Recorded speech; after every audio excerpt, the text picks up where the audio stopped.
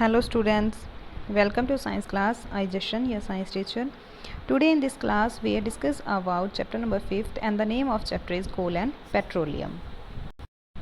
हम read out करते हैं नेचुरल रिसोर्सेज के बारे में. नेचुरल रिसोर्सेज हमारे पास there are two types. First one is inexhaustible and second is exhaustible. Inexhaustible कौन से सब्सटेंसेस या कौन से रिसोर्सेज होते हैं जो हमारे पास क्या होते हैं, अनलिमिटेड अवेलेबल है हमारे पास. For example air, sunlight, water, ये सब हमारे पास क्या है, अनलिमिटेड है. मींस इसका यूज़ कर लो ये फिनिश नहीं होती हैं. एग्जॉस्टेबल इसमें क्या है, जो हमारे पास क्या होंगे, लिमिटेड अमाउंट में होंगे. मींस इसका जो यूज़ है वो हमें बहुत ही ज़्यादा सोच समझ कर करना चाहिए. जिसमें हम क्या ले लेते हैं, फॉसिल फ्यूल्स ले लेते हैं.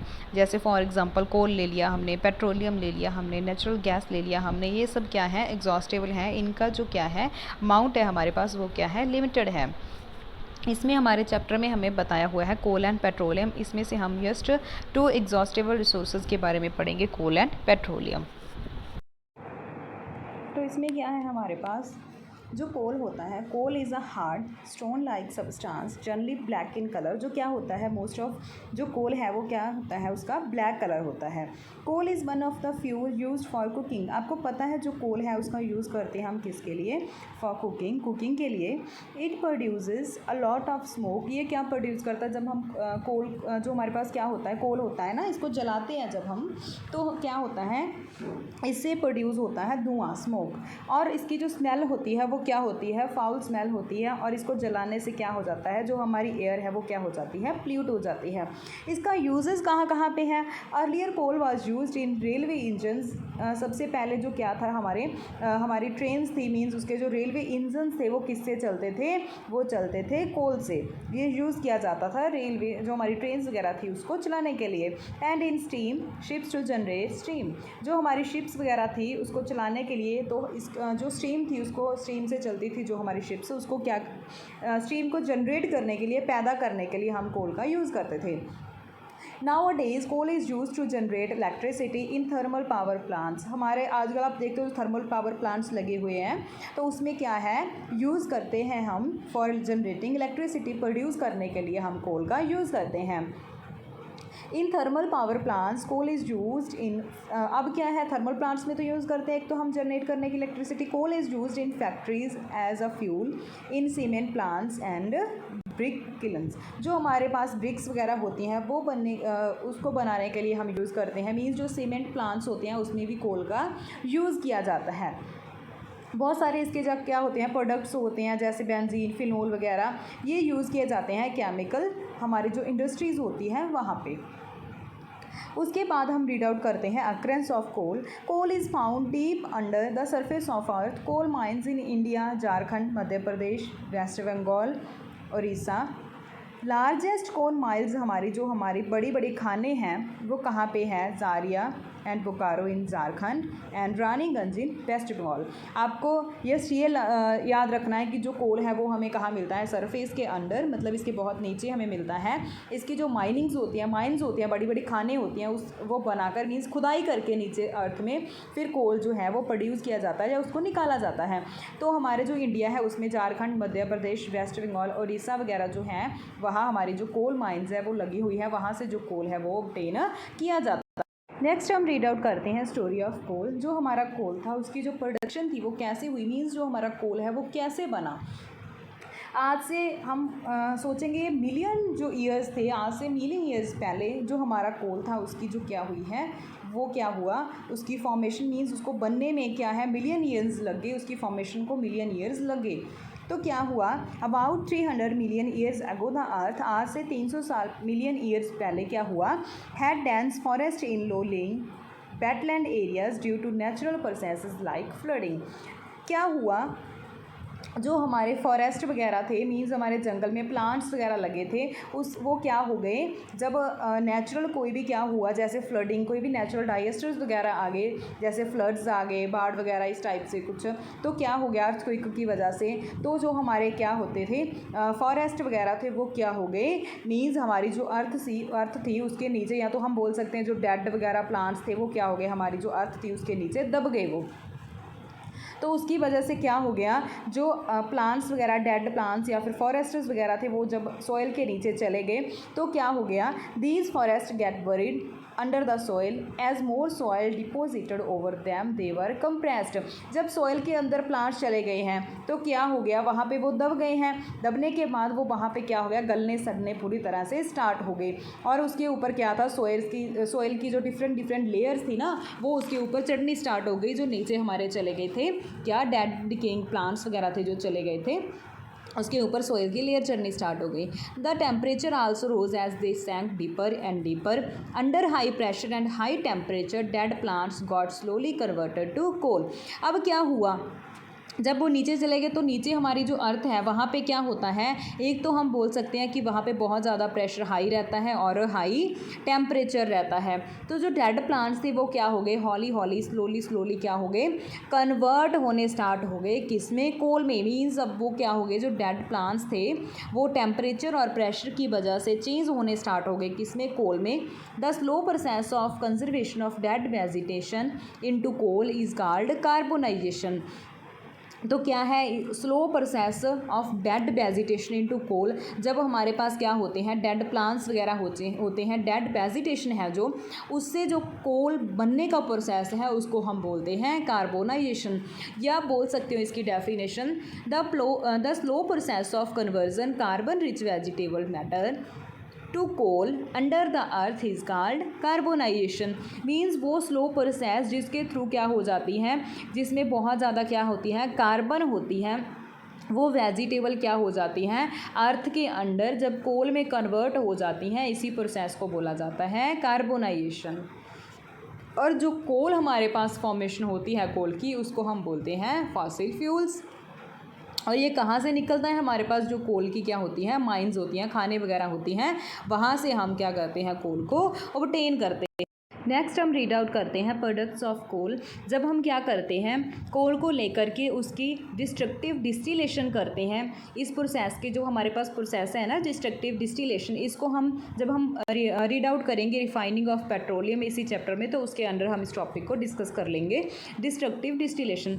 आप ये ध्यान में रख लो कि हम क्या कर लेते हैं, कोल की जब डिस्ट्रक्टिव डिस्टिलेशन करते हैं, उसके बाद हमें कौन कौन से जो प्रोडक्ट्स हैं वो ऑब्टेन होते हैं, वो हमारे पास प्रोडक्ट्स हैं। उसमें एक तो हमें क्या मिल जाता है, कोक, उसके बाद सेकंड हमें मिल जाता है कोल टार, जो हमें लिक्विड फॉर्म में मिलता है, और हमें मिल जाता है कोल गैस, और लास्ट आप बोल सकते हो हमें मिल जाता है अमोनिया, जिसको हम बोलते हैं NH3 अमोनिया गैस, या आप बोल सकते हो कार्बन डाइऑक्साइड गैस।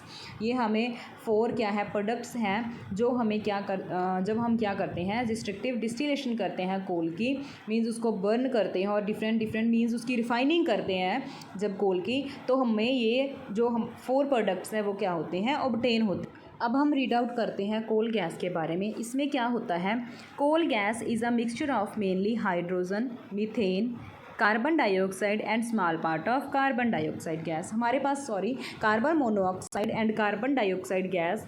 इसमें क्या है, कोल गैस एज ए क्या होती है, मिक्सचर होती है हाइड्रोजन, मीथेन जिसको हम CH4 बोलते हैं, carbon monoxide and a small part of carbon dioxide gas. इसका ये क्या होती है, मिक्सचर होती है कोल गैस।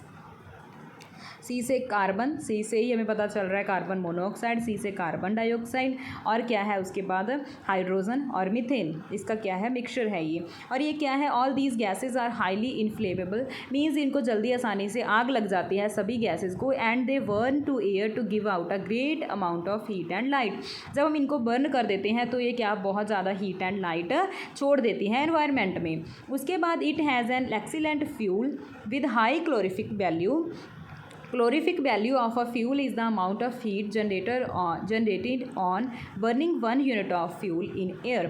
क्या है इसकी बहुत ज़्यादा अच्छी क्या है, एक्सीलेंट क्या है, क्लोरिफिक वैल्यू है। क्लोरिफिक वैल्यू मीन्स क्या है कि वो अमाउंट जब ये क्या कर जाते हैं, 1 unit of fuel in year, जब ये बर्न करके क्या छोड़ देते हैं, उसमें से हीट छोड़ देते हैं हमारी एयर में, उसको बोलते हैं calorific value.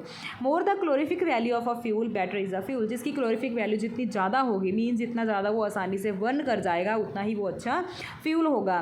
Coal gas is used in industries as a fuel, and since it includes hydrogen gas, it is used as a reducing agent we will learn about reducing agents later. उसके बाद आप next आपकी जो higher classes है उसमें आप reducing agent के बारे में पढ़ोगे। अभी आपको जस्ट इतना ध्यान रखना है कि हम कोल गैस का इंडस्ट्रीज़ में एज अ फ्यूल यूज़ करते हैं, और क्या है इसमें हाइड्रोजन गैस है जो वो क्या होती है इसमें इंक्लूड होती है। जो हाइड्रोजन गैस है उसका यूज़ किया जाता है रिड्यूसिंग एजेंट में, ठीक है।